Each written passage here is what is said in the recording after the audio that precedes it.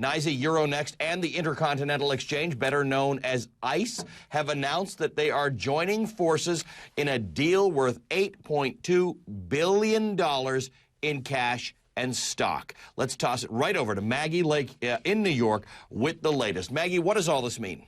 Yeah, Ali, I think the real meaning is probably mostly symbolic for a lot of us ordinary investors out there. I do want to mention right from the top, though, that price tag is a premium of 38% for the New York Stock Exchange. So you imagine that there are some pretty good feelings down there on the floor itself. But listen, ICE, for people who aren't familiar with it, has only been around for 12 years, a little more than a decade. And they're buying a company that has really become the symbol of American capitalism, of modern capitalism. When you say stock trading, you think of the pictures we're seeing right there, the floor of the New York Stock Exchange. But times have been changing, and this is really sort of the underscore exclamation point on that. Between technology, the growth of derivatives and other types of products, a lot of the action has been moving away from the floor of the New York Stock Exchange. And we could see that when we go down there. I mean, from when I began reporting, you couldn't move. There was paper everywhere.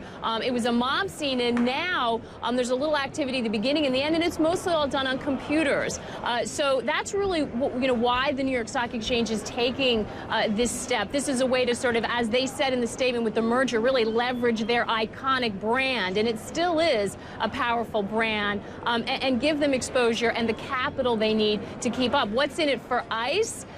They get exposure to the stock derivatives part of it, the stock futures part of it. They mostly are, their business is centered in commodities and energy. And remember, this isn't the first time that they've wanted the NYSE. They've had it in their sights. They tried to team up with NASDAQ and do a hostile bid and push away Deutsche Börse when they were going after the New York Stock Exchange. But regulators were concerned about antitrust. In this case, because they're going it alone with the bid and they don't cross over in that area of stock futures trading, people are seeming to think that the regulators are going to greenlight it, Ali.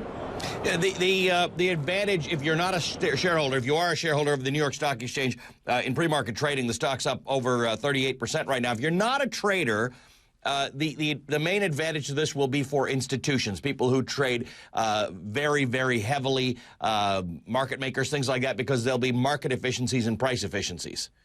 Yeah, one would assume. I mean, that's the hope with any merger, right? But there's no reason to think that won't happen. One of the interesting things is whether those institutions will continue to put business this way. I mean, the other backdrop we're talking about here, I mentioned those big sort of industry changes of technology and the growth in derivatives business. But there's also been, because of technology, the ability for a lot of firms to use their own systems, all these other platforms, what people call dark pools.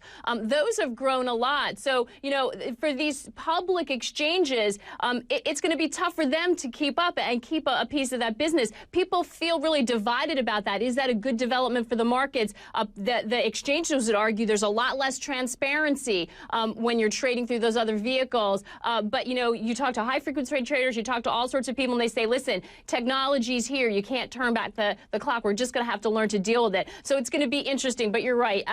From the bottom line for institutions, you'd hope to see a little bit more efficiency and, frankly, access to markets that maybe, you would have had to use several providers to get to.